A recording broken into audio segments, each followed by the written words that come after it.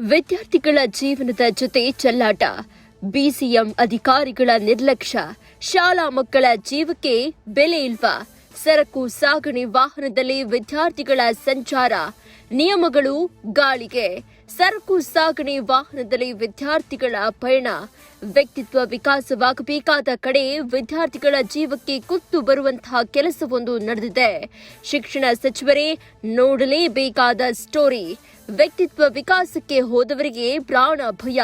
ಅನಾಹುತ ಸಂಭವಿಸಿದ್ರೆ ಹೊಣೆ ಯಾರು? ಬಳ್ಳಾರಿ ಜಿಲ್ಲೆ ಸಿರುಗುಪ್ಪ ತಾಲೂಕಿನ ಹಚ್ಚೊಳ್ಳಿ ಪ್ರೌಢಶಾಲೆಯ ವಿದ್ಯಾರ್ಥಿಗಳನ್ನ ವ್ಯಕ್ತಿತ್ವ ವಿಕಾಸನ ಕಾರ್ಯಕ್ರಮಕ್ಕೆ ಕರೆದೊಯ್ಯಲು ಬಳಸ್ತಾ ಇರುವುದು ಬಸ್ ಅನ್ನಲ್ಲ, ಬದಲಾಗಿ ಅಪಾಯಕಾರಿ ಅಶೋಕ್ ಲೇಲ್ಯಾಂಡ್ ಸರಕು ಸಾಗಣೆ ವಾಹನವನ್ನ. ವಾರ್ಡನ್ ಅವರ ಈ ಬೇಜವಾಬ್ದಾರಿ ಈಗ ಸಾರ್ವಜನಿಕರ ಆಕ್ರೋಶಕ್ಕೆ ಕಾರಣವಾಗಿದೆ. ನೋಡಿ ಈ ದೃಶ್ಯವನ್ನ. ಇವರು ಕುರಿ ಕೋಳಿಗಳಲ್ಲ, ಇವರು ನಮ್ಮ ದೇಶದ ಭವಿಷ್ಯದ ಪ್ರಜೆಗಳು.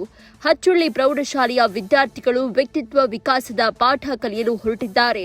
ಆದರೆ ಇವರ ಪಯಣ ಸಾಗ್ತಾ ಇರುವುದು ಮಾತ್ರ ಸಾವಿನ ಹಾದಿಯಲ್ಲಿ ಅನ್ನೋದು ದುರಂತ. ನಿಯಮಗಳ ಪ್ರಕಾರ ಶಾಲಾ ಮಕ್ಕಳನ್ನ ಕರೆದೊಯ್ಯಲು ಸುರಕ್ಷಿತವಾದ ಬಸ್ಸುಗಳಿರಬೇಕು.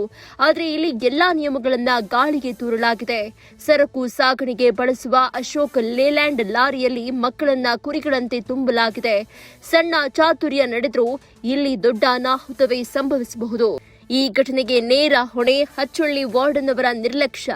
ವಿದ್ಯಾರ್ಥಿಗಳ ಸುರಕ್ಷತೆಯ ಜವಾಬ್ದಾರಿ ಹೊತ್ತಿರಬೇಕಾದವರೇ ಈ ರೀತಿ ಬೇಜವಾಬ್ದಾರಿನ ಮೆರಿತಾ ಇರೋದು ಪೋಷಕರ ನಿದ್ದೆಗೆಡಿಸಿದೆ. ಹಣ ಉಳಿಸುವ ಸಲುವಾಗಿ ಅಥವಾ ವ್ಯವಸ್ಥೆಯ ಕೊರತೆಯ ನೆಪವೊಡ್ಡಿ ಮಕ್ಕಳ ಪ್ರಾಣದ ಜೊತೆ ಆಟ ಆಡ್ತಾ ಇರೋದು ಎಷ್ಟು ಸರಿ? ಇತ್ತೀಚಿನ ದಿನಗಳಲ್ಲಿ ಶಾಲಾ ವಾಹನಗಳ ಅಪಘಾತ ಹೆಚ್ಚಾಗ್ತಾ ಇದ್ರೂ ಇಂತಹ ಘಟನೆಗಳು ನಡೀತಾ ಇರೋದು ಆತಂಕಕಾರಿ. ಶಿಕ್ಷಣ ಇಲಾಖೆ ಮತ್ತು ಸಂಬಂಧಪಟ್ಟ ಅಧಿಕಾರಿಗಳು ಕೂಡಲೇ ಎಚ್ಚೆತ್ತು ಈ ಬಗ್ಗೆ ಕ್ರಮ ಕೈಗೊಳ್ಳಬೇಕಿದೆ. ವಾರ್ಡನ್ ಅವರ ಈ ನಿರ್ಲಕ್ಷ್ಯಕ್ಕೆ ತಕ್ಕ ಶಿಕ್ಷೆಯಾಗುತ್ತಾ ಕಾದು ನೋಡಬೇಕಿದೆ.